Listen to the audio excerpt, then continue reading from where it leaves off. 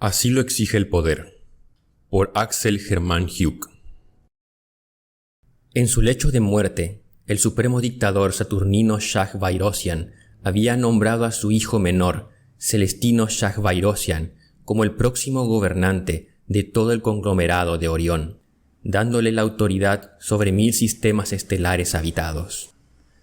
Muchos no entendieron por qué la voluntad del Supremo era darle la responsabilidad a su hijo más joven y menos experimentado, y no a su primer hijo, Demetrio Shah-Bayrosian, que era varios años mayor y había demostrado muchas veces sus dotes de liderazgo.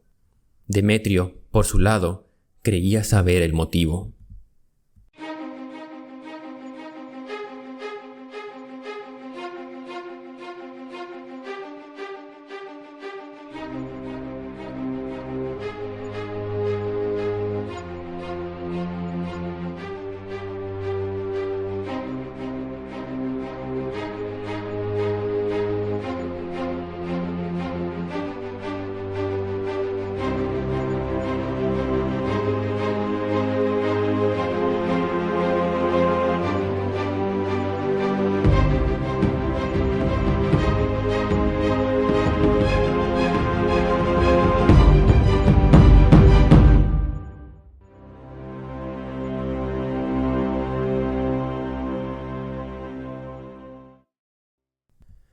Los largos días de luto, colmados de ceremonias, procesiones y homenajes, habían quedado atrás, y ahora el imperio se cargaba con una nueva sensación, la expectación de empezar una nueva era bajo el gobierno de un nuevo supremo dictador. Algunos tenían fe en que Celestino, de naturaleza noble, benevolente y tolerante, traería prosperidad y leyes más laxas. Otros creían que sin una mano firme, el conglomerado se tambalearía y se vería débil ante otras potencias galácticas. Celestino se mantenía neutro en su reacción, tanto en las opiniones a favor como en contra de su autoridad. Incluso no escuchaba con mucho interés a sus consejeros, que intentaban acelerar la educación del joven mediante largas peroratas sobre la virtud y la fuerza, en cuyas palabras se escondían sus propios intereses. A quien sí escuchaba era a su hermano, Demetrio, la única persona a la que siempre había admirado. Demetrio era implacable, directo y la opción obvia a ser sucesor del mando. Pero también era un hermano amoroso, que no temía que todos vieran que era suave y afectivo con aquellos a quienes amaba. Siempre había estado para ayudarlo, y ahora, incluso cuando su legítimo derecho al mando le había sido arrebatado, por lo que quizás había sido un capricho inducido por el delirio previo a la muerte, seguía ayudándolo, intentando guiarlo y prepararlo. Sin embargo, esto era una situación nueva para los dos. No se trataba de la preparación para un viaje diplomático, o un ensayo para un examen para las pruebas de política exoplanetaria. Hablaban sobre el manejar un imperio, y ambos tenían visiones diferentes en ese asunto.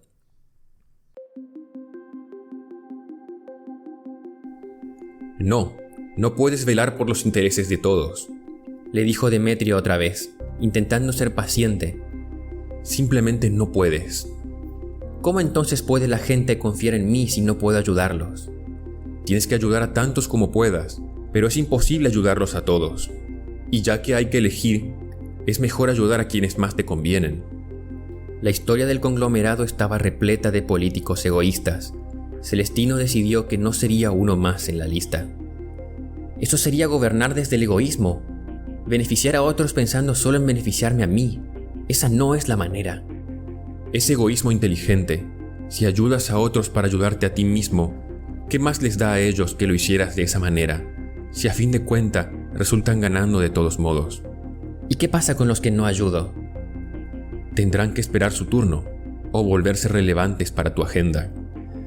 Celestino sabía que su hermano era mejor líder que él, sabía que entendía mejor la política, pero hasta ese momento no había visto lo frío que podía ser, lo irrelevante que le parecían las necesidades de su gente. Para Celestino cada persona contaba, cada individuo era importante. Desde el trono miraba a su hermano caminando de un lado a otro junto al amplio ventanal, desde donde se podía ver la ciudad capital. Esta vez su hermano debía estar equivocado, pensó Celestino. No puedo hacer eso, hermano. Sé que tú lo harías, sé que nuestro padre lo hizo, pero ¿no es mi deber intentar superarlo? ¿Intentar ser mejor de lo que él fue, en lugar de solo imitar sus métodos? Celes, sé que es un estudiante brillante, pero la teoría es muy diferente a la práctica. Cuando se trata de poder, una cosa es el plano de las ideas y otro, la realidad. Yo voy a hacer que todas mis ideas se hagan realidad. Ahora tengo el poder para conseguirlo. Demetrio suspiró. Miró por el ventanal durante un rato. El sol azul empezaba a ocultarse en el horizonte. La fina sombra de los elevadores orbitales dividía la alfombra constituida por la ciudad, repleta de edificios de cientos de pisos. ¿Te contaron alguna vez sobre las exigencias del poder? Le preguntó a Celestino. No, que yo recuerde. Hay dos cosas que exige el poder. La primera es amoralidad. El poder es amoral, por lo tanto, aquellos que se dejan llevar por la moral y basan todas sus decisiones en ella no duran mucho en el poder. Celestino no podía creer lo que estaba escuchando. Se levantó del trono casi de un salto y bajó los escalones para encontrarse cara a cara con su hermano. Necesitaba verlo de cerca para ver en su rostro que creía en lo que decía. ¿Cómo puedes decir eso? ¿Gobernar sin moral? Eso es la condena de cualquier gobierno. No dije que lo hiciera sin moral. Digo que no lo hiciera siempre bajo el régimen de la moral. Tienes que encontrar un equilibrio. ¿Ser selectivo con la moral? Para mí eso es inmoralidad. Hermano, tienes que entender una amarga verdad. No puedes velar por todos. Tengo en mi disposición los recursos para hacerlo. Sobreestimas la capacidad del sistema de este imperio. Incluso con nuestros vastos recursos, no podemos ocuparnos de hacer felices a todos. Siempre existirá un sector de descontentos. Seguro que eso es porque siempre se siguió esa doctrina que predicas. Yo voy a cambiar eso. ¿Recuerdas cuando fuimos al poblado rural de Nurios cuando éramos niños? A Celestino la pregunta lo descolocó por un segundo. ¿Qué tenía que ver con lo que estaban hablando? Sí, lo recuerdo, dijo al tiempo que caía en cuenta que su hermano usaría el recuerdo para, de alguna manera, reafirmar su punto. En realidad ni siquiera puede llamarse pueblo aquel lugar. Era poco menos que una aldea. 60 habitantes y un gobernador, que no era más que el dueño de la granja donde trabajaban la mitad de los habitantes. Imagina por un momento que eres ese gobernador. Tienes a tu cargo a 60 personas. ¿Cómo lo manejarías? Pues es obvio. Me ocuparía de que no les falte nada. Ayudaría a solucionar sus problemas y que cualquier conflicto se solucione con rapidez y justicia, como debe ser. Casi parece estar citando frases de sus libros de texto, pensó Demetrio. Por supuesto, conocerás a cada uno de ellos. Sabrás qué les gusta y qué les disgusta. Te involucrarás en sus problemas y harás lo que está en tu mano para ayudarles. Y luego te invitarán a una cena de agradecimiento. ¿Recuerdas a Vladimir Parakov, un habitante de esa aldea? Tenía un perro muy enfermo. No había veterinarios ahí y se quejaba de que la medicina para animales fuera tan precaria en la región. Sí, no lo decía muy alto para que no se pensara que era una crítica disfrazada hacia el gobierno de nuestro padre. Pero lo habíamos escuchado a escondidas, ¿te acuerdas? Mientras hablaba con su mujer. También recuerdo que su perro murió antes de que nos fuéramos. Si fueras el gobernador, seguramente hubieras hecho algo para evitarlo, porque conocerías a Vladimir y a su perro y te importaría que ambos estén bien. Sabes bien que sí. Bien, ahora mira por el ventanal. ¿Qué debo ver? Debes ver que no eres el gobernador de una aldea de 60 personas. Eres el supremo dictador de un imperio que abarca 1000 sistemas habitados.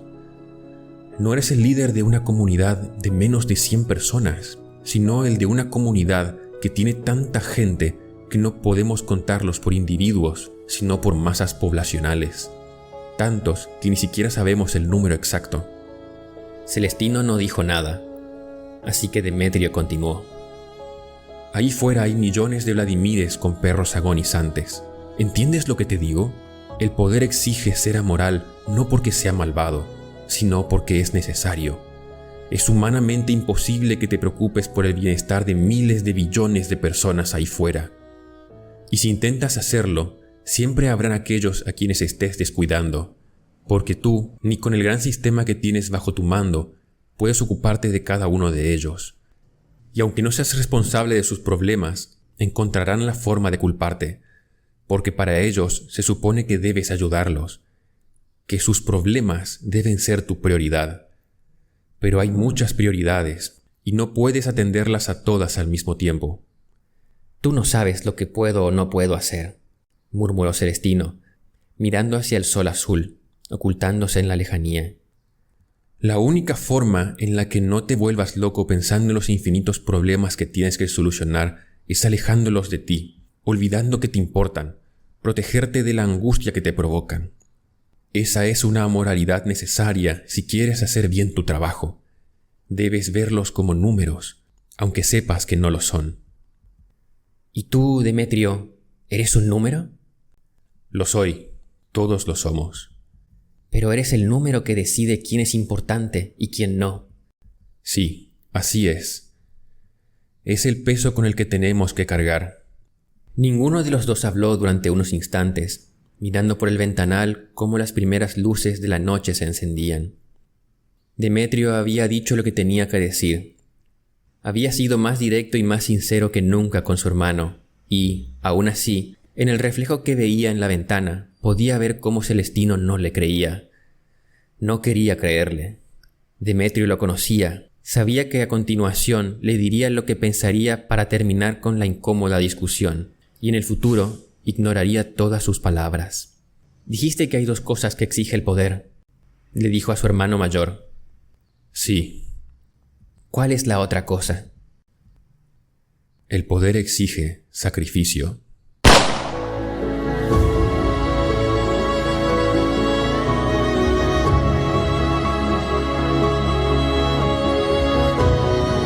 Para Celestino la muerte llegó sin que lo notara.